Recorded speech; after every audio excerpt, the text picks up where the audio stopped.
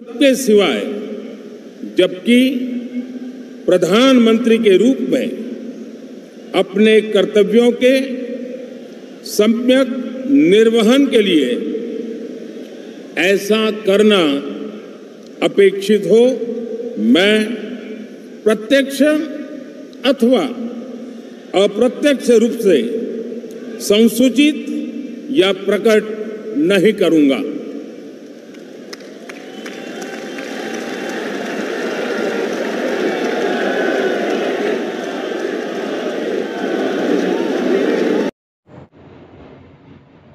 তৃতীয়বার প্রধানমন্ত্রী পদে শপথ নিলেন নরেন্দ্র মোদী।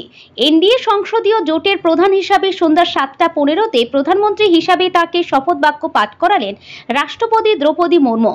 দেশ বিদেশের অতিথিদের সামনে ঐতিহাসিক মুহূর্তের সাক্ষী থাকল রাষ্ট্রপতি ভবন। পরপর 3বার প্রধানমন্ত্রী পদে শপথ নিলেন নরেন্দ্র মোদী।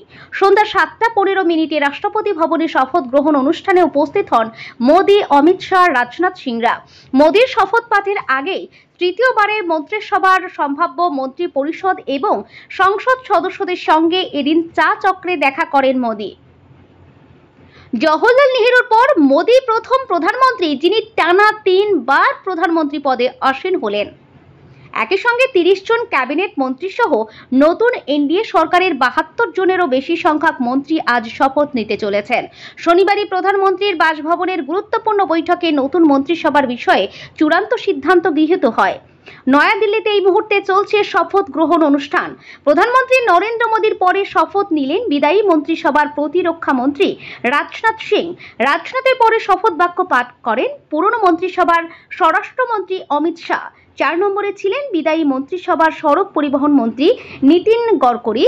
তারপরে শপথ নেন বিজেপি সভাপতি জেপি नड्डा।